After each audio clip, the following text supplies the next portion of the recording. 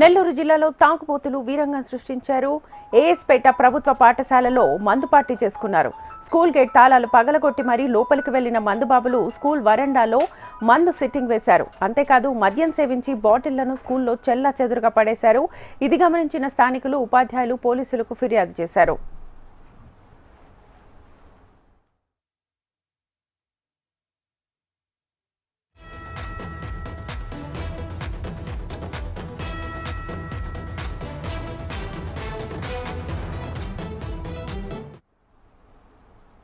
నెల్లూరు జిల్లాలో తాగుబోతులు వీరంగం సృష్టించారు. ఏఎస్పేట ప్రభుత్వ పాఠశాలలో మందు పార్టీ చేసుకున్నారు. స్కూల్ గేట్ తాళాలు పగలగొట్టి మరీ లోపలికి వెళ్లిన మందుబాబులు స్కూల్ వరండాలో మందు సిట్టింగ్ వేశారు. అంతేకాదు మద్యం సేవించి బాటిళ్లను స్కూల్లోనే చెల్లాచెదురుగా పడేశారు. ఇది గమనించిన స్థానికులు, ఉపాధ్యాయులు పోలీసులకు ఫిర్యాదు చేశారు.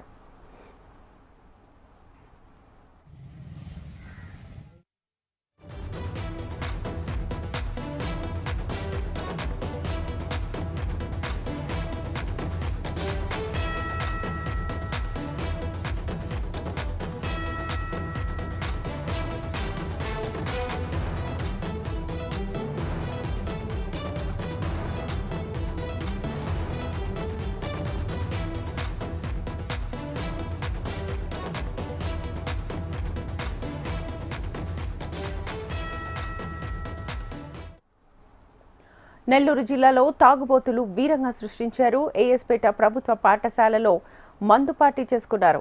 స్కూల్ గేట్ తాళాలు పగలగొట్టి మరీ లోపలికి వెళ్లిన మందుబాబులు స్కూల్ వరండాలోనే మందు సిట్టింగ్ వేశారు.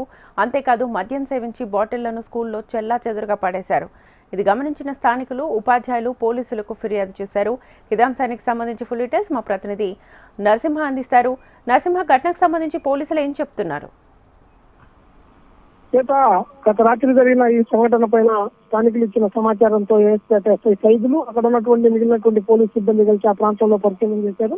ముఖ్యంగా ఆ ప్రాంతంలో నగార్ఖానా కంటే ఏఎస్పేట అంటే ఒక ప్రసిద్ధిగాంచినటువంటి హజరత్ ఖాజత్ నాయర్ రసూల్ వారి గంధోత్సవ ఒక పెద్ద దర్గా ఉంటుంది. ఇటు అన్ని రాష్ట్రాల నుంచి కూడా, ప్రత్యేకించి హైదరాబాద్ నుంచి అత్యధిక స్థాయిలో కూడా అక్కడికి భక్తులు వచ్చి అక్కడ నుంచి మొక్కులు తెచ్చుకొని పోయేటటువంటి ఒక యాత్రా స్థలంగా కూడా అది పేరుగాంచి ఉంది.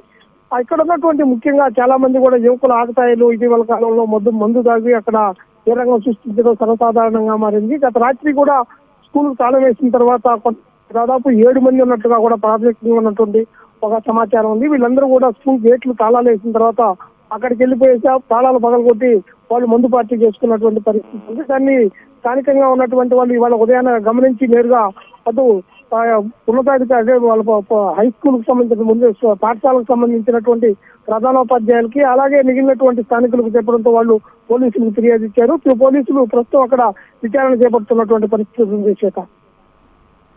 Right Narasimha, thank you.